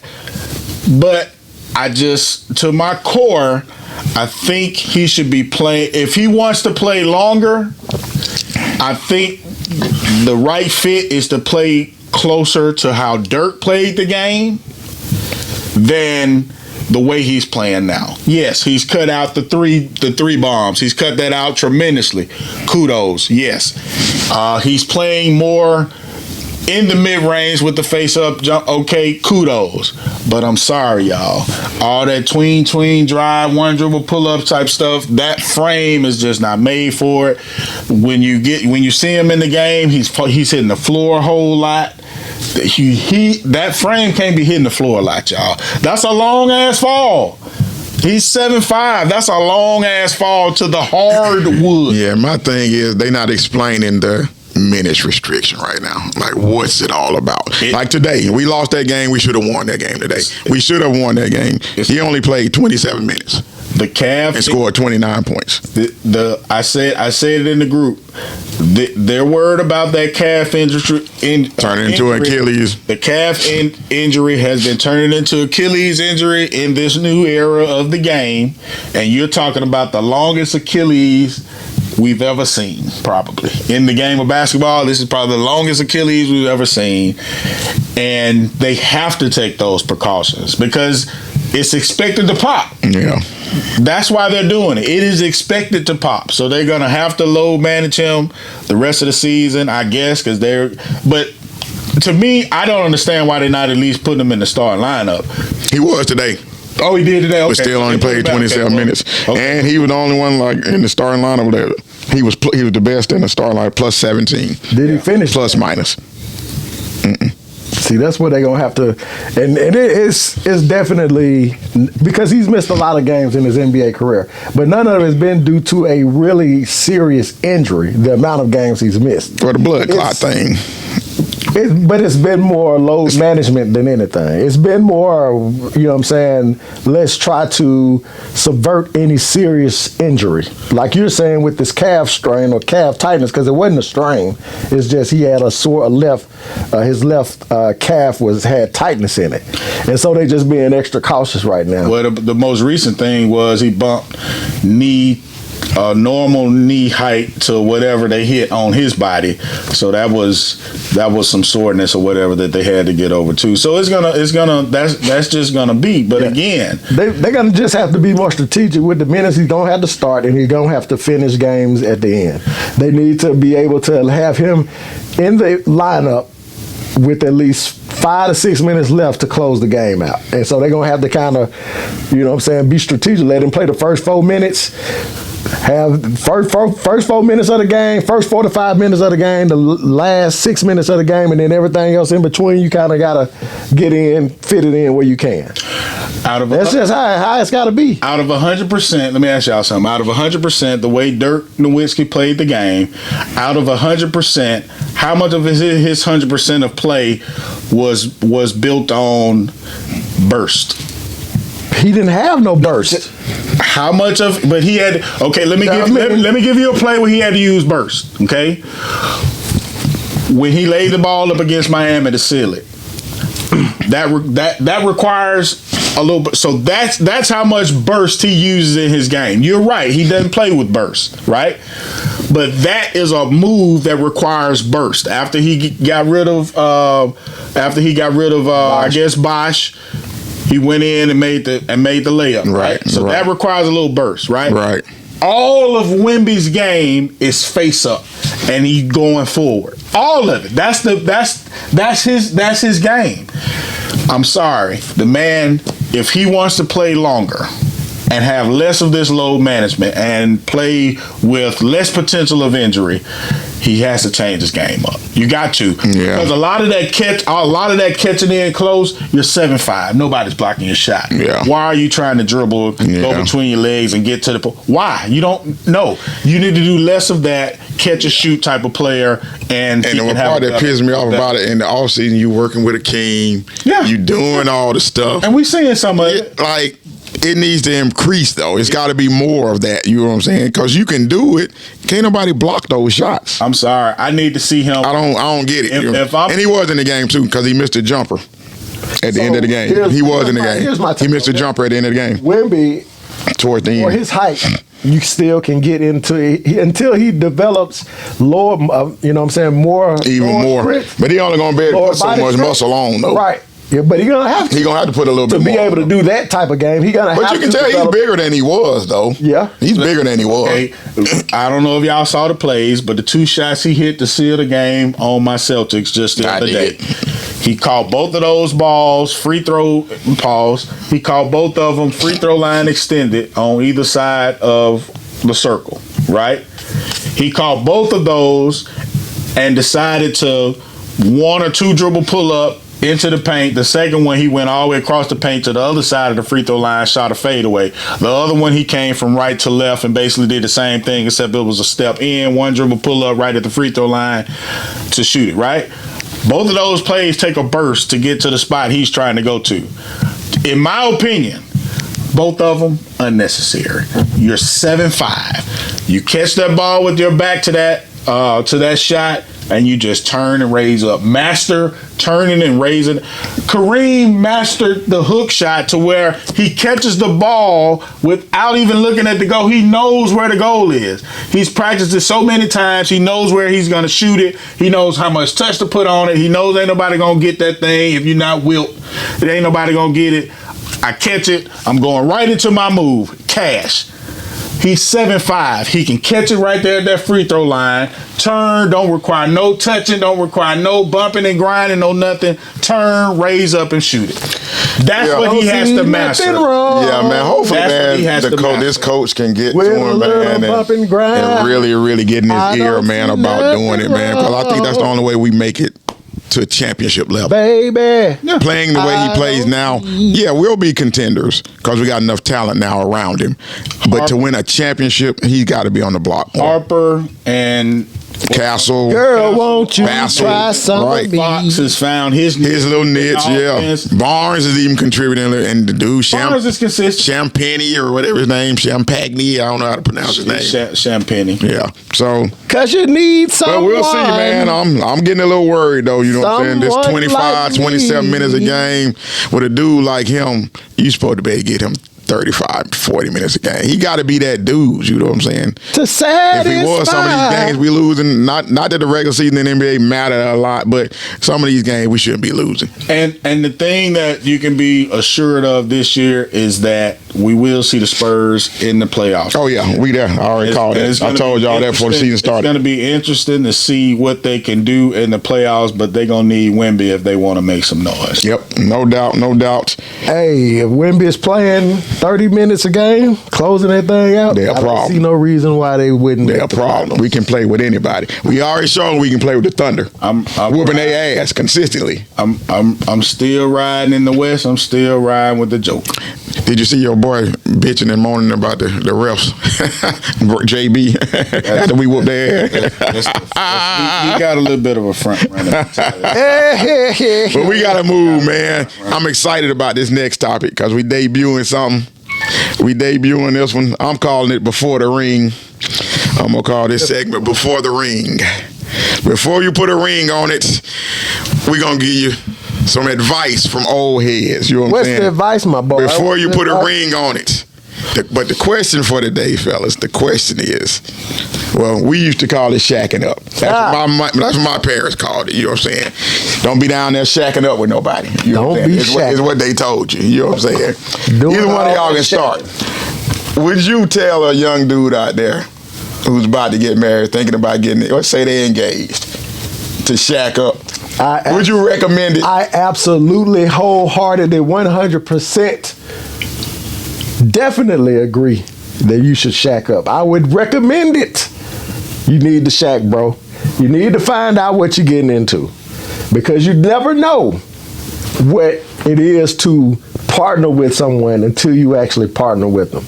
And on a daily basis. Getting into a marriage can sometimes, if you have not been 100% committed to someone, it's not as easy as getting out of a relationship just breaking up. You get out of my house. Y'all got probably shared, you know what I'm saying, assets. Mm-hmm. And you had to have to go through. So we ain't gonna even talk about from the aspect of, you know what I'm saying. But stay there for a minute. But let's stay there though. You shacking with them, and then somebody got to go. Aren't you asking for trouble? What you mean somebody? Okay, if it ain't working out. Oh, okay. So to me, aren't you getting into something you might not have to be dealing with? That's better than divorcing.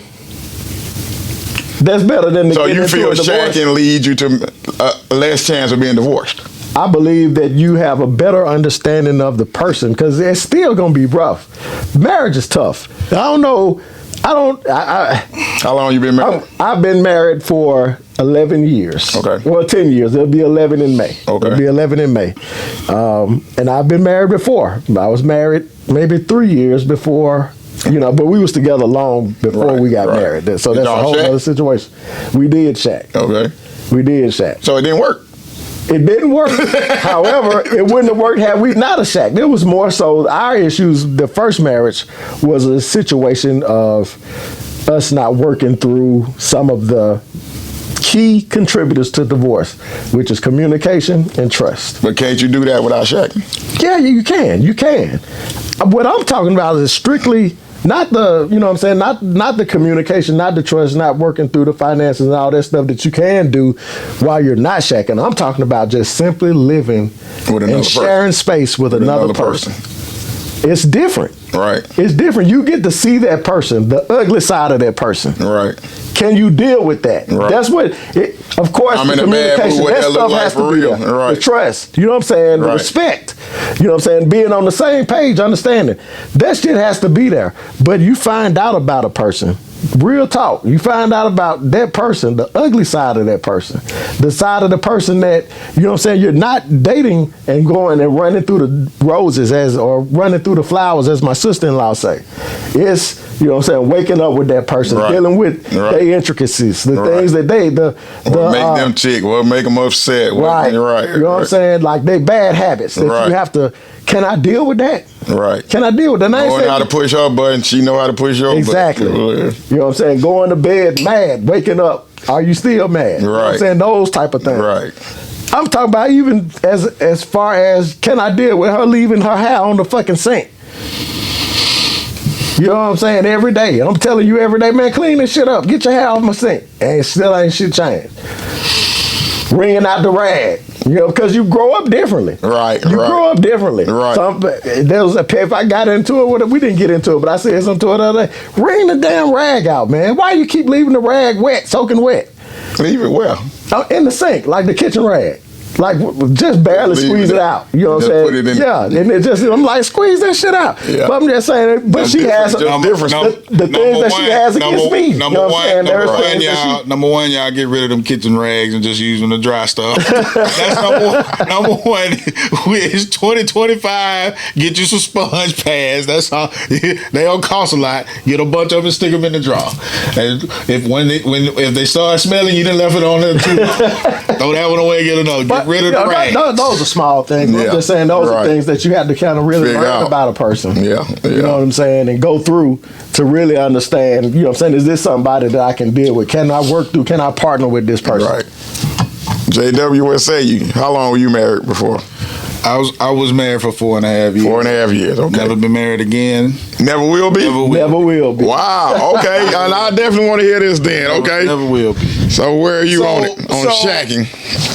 So the number one reason your parents and everybody else deter you or try to influence you not to shack is sex. That's number one. That's the number one because they feel like if you're shacking, you're gonna be religious based. It's religious based. That's where I'm going. Yeah, it's the old school way. It's religious based. It's the Bible. You think that's what Christianity. it's Yeah, I do. That's the old school part of it. I do. That's where it's based.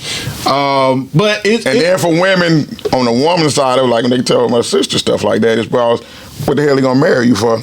If you already living with him, right? I think he got the milk, got the cow. He got the cow. Right. He got the cow. Why he need the milk or some shit? Yeah, some shit like that. Right? One of them old ass saying, right. We ain't old enough. I forget. I heard it before though. So I got to Google this shit. We ain't gonna buy the milk for when they already got the cow or some shit like that. But it's with. The consequences is what they're leading to, and that's you don't want to bring a child into a situation that might not last. Exactly. So why you gonna buy the cow when you already got the milk? Okay. So I do understand that part of it.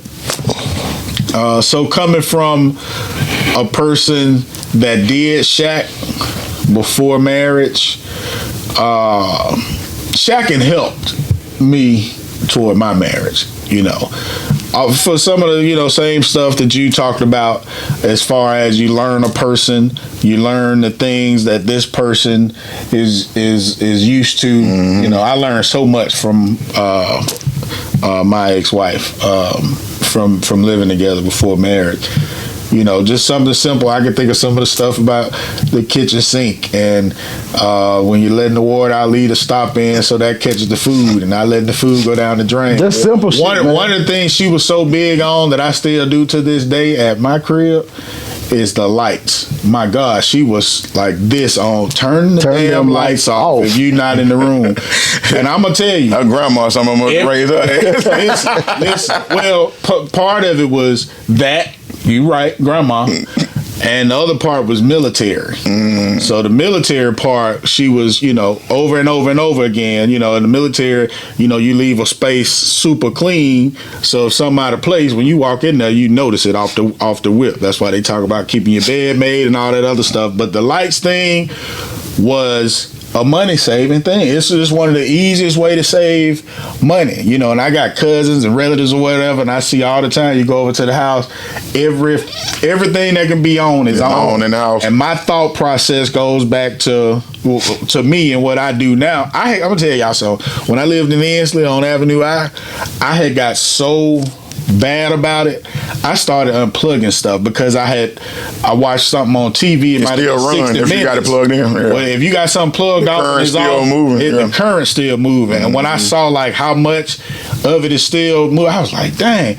I had a window unit in that house. I started unplugging the window unit when I left, the microwave, anything that had lights on it. I unplugged at all. I had all my stuff. Unplugged not the microwave and shit, but like all all kind of little shit. Yeah, my little shit microwave. like that over there. Yeah. TV and stuff. Yeah.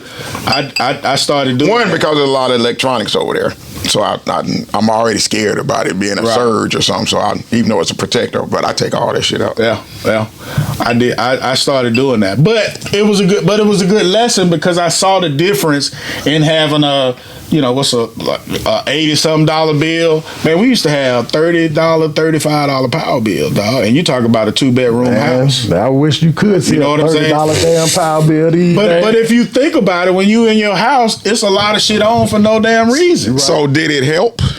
That part, The shacking. What did it help? In that, I'm saying in that aspect of understanding,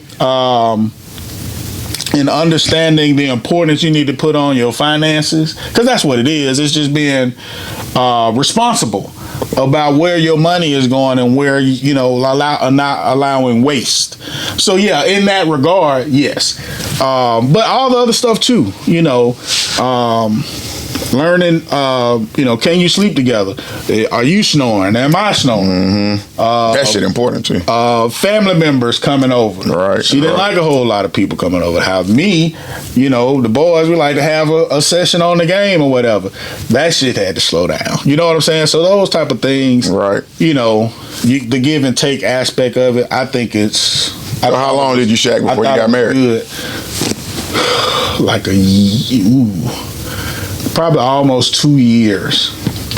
About 2 Probably years. almost 2 years. We were Probably engaged closer to a year. on that second year. We About were a year and a half to 2 years, because we moved and then we got married. Yeah, good. And then the other thing is you know what I'm saying? Especially if you know that this is somebody that you may end up spending, you know what I'm saying, or taking that commitment. Right. And working out. If it ain't somebody that you ain't, you know what I'm saying, thinking about committing to, Right. and you don't see no future with, then hell no. Right. But if you like, okay, as a man, you like, I can see myself settling down and marrying this woman. Right. You know what I'm saying?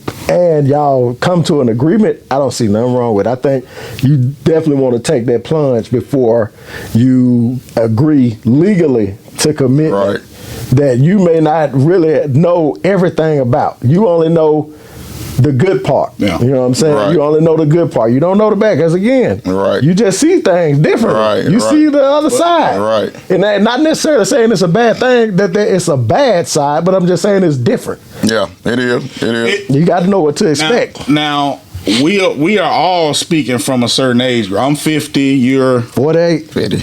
Okay. So we're speaking from a different era on allowing this, right? Or doing this. Right. I have, you're always taking in information. This is the age of information. You're always taking on information. I have heard some very good conversations on how this should be done now, today. So there's a new version of shacking, and these are some of the aspects of how it looks like. So if we're trying to say something that can be helpful, then we need to invite some of the newness of it. Okay. So, number one, right? When you come together, don't leave your other. If both of you own a house, don't get rid of your other house. Don't do it. Keep your other house. If this person has, if you're moving, I'm talking more. We in the apartment phase. Yeah. We got houses. We straight out of college. Okay. We out of college. Okay. We ain't got no property like that. Okay. If you got property, then hold on. Even if you're doing it on that level. Okay. Keep your spot. Keep your spot. Okay, keep your apartment, I keep mine. That ain't shit. But you need to have. Hold on. Yes, it is. You don't have to have the conversation of I'm just keeping a spot just in case. No, don't do that. Airbnb it. You making money off your spot, right? That's the way you do it in the new age. You don't. How you do it if I'm leasing? If I'm renting? You can do that. You can Airbnb your spot. A renting spot? Yeah, people do it all the time. What are y'all talking about? They Airbnb a rental? Apartments. Yes. That I don't own? Yes. What? The hell you do that? Look it up. Look it up. Okay, That's but go what I ahead. said. It's a new era. Okay, we keeping both It's a spots. new era. Yeah. We keeping both spots. It's a new era, right? So that's number one. You keep your spots. Then you learn how you manage your money together going forward as you're trying to live together. You still get all those same lessons of power bill, cleanliness, sleep patterns, work ethic. Those are the things you're going to learn. You're going to learn, is this person, going to work late every day, and all those things. You still get that. What's their attitude like in the morning? What's their attitude like when they get from work? What's their attitude if they mad at you about Right. And those are the other things. It's not about all the, the little, the living, the day-to-day living. It's the emotional aspect. And one of the biggest things about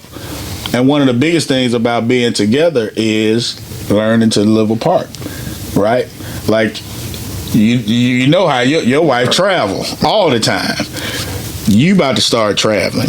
Maybe your wife gonna start traveling the further she goes in her career. So learning how to be apart is a part of it too, right? We've all had that relationship with that person. As soon as you're out of their sight, there's some questions, which is ridiculous. Right. You're supposed to stop going to the gentleman's club. You got me. You don't need to go to the gentleman's club no more with the boy. You don't need to have a session on the sticks with the boys. You got to learn if that's acceptable. Right. You know what I'm saying? Like, so you still, some women don't care. Can you go every now and then? Right. Some women care. Some women don't. You know what I'm saying? Like, so do she care? You know what I'm saying? So the biggest. Or do I have to lie and say I'm going out? We going to the bar. We going to the winery. Right. So the biggest thing, if you're gonna do it in this new era, to me, is to keep the other spot. If it's an apartment, if it's a house, whatever, condo, whatever the case may be, keep that, and don't bring it all together. Yeah, I get the security blanket. I get that. Don't bring it all together until. Then when you get to the Bible, it's about equally yoked and all of that type of stuff. And all that means is, are they consistent? We both bringing something to the table. We both got the same goal. Right. You both have the. We trying to get to the same place. You got good work habits. Right. You got. You keep your cars up. Right. Just all the same things out of life. Things, right. Once you have those type of things established, then but coming together and trying to just piece it all together, and my job don't cover all my stuff, but yours does. Those days got to be gone. Don't do that. Yeah, you can't survive like that anymore. Love don't get you past those steps no more, in my opinion. Right? It's just too financially irresponsible to do it like that. Right? Somebody's gonna get set back like that. But if you're bringing to the table, okay, I've had my spot, and because at different points in my relationships, and it was when I got married, my wife was making way more money than me. I wasn't even finished with school or nothing like that. So I'm piecing together 2 and 3. Like, don't do that. Those days are over. You cannot survive.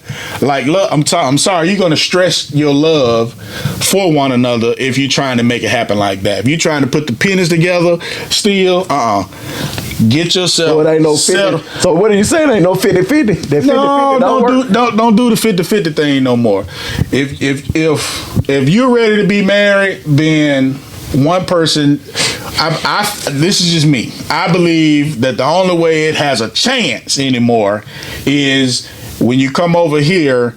I can still hold my own. Now we're gonna put our money where it's supposed to go, but I can still hold on to this, and I can still. Ooh, that's gonna be a good topic. And we're gonna have that topic too. I don't know. We're gonna do that topic. We're gonna do that topic right there. We might need to jump into that now because the way that the economy set up is difficult. Because for me, man, like I said, with this, as far as the shack, I'm with y'all. I think it's a good thing. I think you should do it. You know what I'm saying? My situation was a little different. We stayed together a long time before we got married. You know what I'm saying? So we had been together for a long, and I had been through a lot. She had cancer, had to deal with that.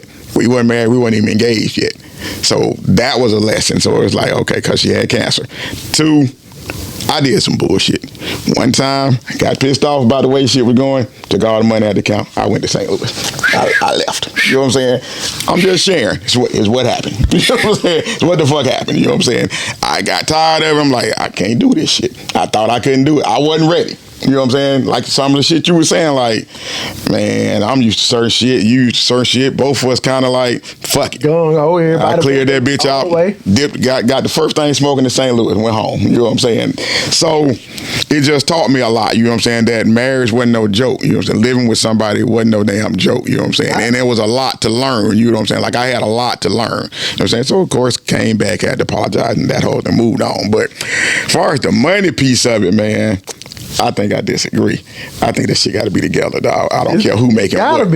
I don't care who making what. You know what I'm saying? This is our shit. You know what I'm saying? Now, if you want something separate for yourself, I'm okay with that. You know what I'm saying? We used to do it, but we had to have an understanding of what. Right. What takes precedence first. These are the things that have to happen every single month. This where the investment money got to go. This where the bill money got to go. Then whatever after this, what we gonna do together got to go. Then okay, after all that, if you want to do something over here, then I'm good. You know what I'm saying? But all this got to be taken care of first. You know what I'm saying? What we invest in, what taking care of the bills, all that's got to be taken care of before anything separate can go on. That's just my opinion. You know what I'm saying? I think once you get into, okay, I'm going to keep my money here and then we'll just come talk about it and that shit, it always gets frayed and fucked. In my experience, it gets fucked up when you try to do it that way. You know what I'm saying? So people get in their feelings. What you doing with this? Let me see your account on this. Well, where you spending your money? It's all right there where everybody can see it. Everybody can see what's going on. I don't, and it ain't about trust to me. It's about if we're equally yoked and we're working towards the same thing, why the money got to be separate? If we going to the same place, why the money need to be separate? It's our money. Well, so why it needs to be separate? I don't see it as my money and your money. It's our money. If I make whatever on my investment account, it ain't just mine. It's ours. It's ours. Yeah, I did it, but it's not just mine. It's our money. So why separate it? Because if something happened to me anyway, she gonna get it anyway. So what difference do it make? You know what I'm saying? So it's hers basically anyway. If something would happen to me, it's hers anyway. And don't get me wrong, some people, some relationships can sustain where the man is taking care of everything and the woman just taking care of the ancillary stuff and making sure she's straight or whatever your agreement is. If that's your agreement, but it has to be an agreement. Up front, it has to be an agreement. And the way we see shit on social media today, a lot of women coming in here talk expecting about shit. Yeah, it ain't no 50-50. What's yours is mine and what's mine is mine. Right. That's that bullshit. And I ain't saying that every relationship like that and every woman on social media is like that, but you see a lot of attitudes that way. You know what I'm saying? Where women you take care of me and I take care of you. Right, they want to live that soft life. Yeah, that's the new term that they use now. The soft life. Yeah, but we can't. But us. And if you can afford to, we ain't checking for them type women. You see what I'm saying? So, we can't. You know that. We ain't talking to them. Right. If you got that kind of woman, dude, we ain't talking to you. Right. If you got that kind of woman. You got them type of ends. Right. Or you a buster. Right. Do you? You know what I'm saying? Or you a field. Right. Do you? You know what I'm saying? If that's you, do you? But that's not the audience we talking to. Yeah, we're not checking for that type of woman. That's unequally yoked, in my opinion, from my side of it. But to answer the overall question for me, I couldn't imagine, and again, like I said, I don't plan on marrying ever again. I really don't. But if the love bug were to hit me and I just got to do it before I get off this planet again or whatever, I couldn't imagine marrying somebody and we haven't lived together first. I can see that. I just don't see it. It wouldn't be prudent in this day and age. It's just not prudent. You know what I'm saying? If I was to get a divorce, I'd probably be on the same page as you. But if I was to get married again, I'll go through a third marriage, which won't happen. But say that, and I'm not planning on getting a divorce. He ain't going nowhere. He ain't going nowhere. I'm just saying. He's just saying if. I agree. Nigga, this is escape route. You gotta watch it. Escape. He got an exit. He got an exit plan. I agree that I will not marry another person without having lived with that person for some period of time. Yeah, it don't make sense. No. Yeah, it wouldn't make sense. Before we would say it, I do. Right. Before we say, even we could be engaged. Yeah. Any downside to it? I don't see a downside to it. I don't see a downside to it. It's just public perception. I think there's a lot of downside. Like what? So if the financial part of it is not going to work, then the person that is more secure is going to be hurt in that manner. So that's a downside. I mean, it could not work out. Is that what you're saying? Yeah, it could not work out. If we talked about habits, if there's some habits that aren't changing the entire time, that definitely irk you to no end. Then you make the decision that I can't do this. I can't live like that. This. Or you talk about it up front, like, are you gonna be able to change this, or is this you? Because there are some deal breakers, right? But then you give them the opportunity to do it, and if it don't, then you can't change it. Here's the thing about marriage that people don't understand: people are constantly changing. Evolving like a motherfucker. Prices ain't today's prices. Man, that's the truth. It's a constant evolution. Constant evolution. And you have to constantly be willing to work through those changes. You said a word. That's the word. There may be some health problems. Some people I've seen, my revered uncle and aunt go through a emotional and a mental breakdown, and my uncle, which isn't my blood uncle through marriage, he stayed through and worked through those things. And that's just a level of commitment that you rarely see. Right. You see people just like, fuck it, I can't deal with this. Right. Through a lot of stuff, you see people deal with people that go through strokes. They're not physically the same. Right. Mentally the same. Right. Maybe even financially the same. Right. Who did we just see? So, it's a lot of shit that you have to deal with even through after you get married. Right. So the first thing you need to do is test, can I live through this shit? Constant evolution. Just constant evolution. And that's a fact. You said a word there, bro. Therapy, that's the truth. Therapy works. I ain't getting no therapy. We ain't married. That ain't finna happen. If we I'm just saying, dude, you better do it while you married. But we Go to counseling. But we talking about Go through your own therapy, because I'm going through therapy right now for the stuff that I went through as a child that I brought to the marriage. I'm sorry if I got stuff that I go through. You know what I'm saying? And it helps. And I know in the black community, it's a stigma against it. You know what I'm saying? So we got to get past it. Just therapy and that whole thing. You know what I'm saying? If we together and we're not married yet, yeah. No counseling? Something requires counseling? Well, marriage counseling before you get married. Yeah, okay, all right. I believe in that. Talking about that. Yeah. I was like, hey, because we didn't do that though. Y'all didn't do it. We did it, but it wasn't. Yeah, it wasn't like the best. Yeah, it wasn't like drawn out. It was like one or two meetings. When you getting married, you ain't went through that shit. My uncle, you may have had a few arguments, but you ain't went through that. That real shit. You ain't went through that shit. My uncle's a pastor, minister over a church, and he won't even marry people without going through. That's how most of them are. And I don't believe in that either. It's classes. I'm not gonna marry unless you get counseling. Go through counseling. Yeah, he's not. He don't do it. That sounds like a money play to me. No, is it free? I don't know. See, I didn't do it. But even if I'm about to say with some churches, as long as if that church is where you having like the wedding and stuff, normally it is. They just want you to go through it. But see, Greg, I get what you're saying, but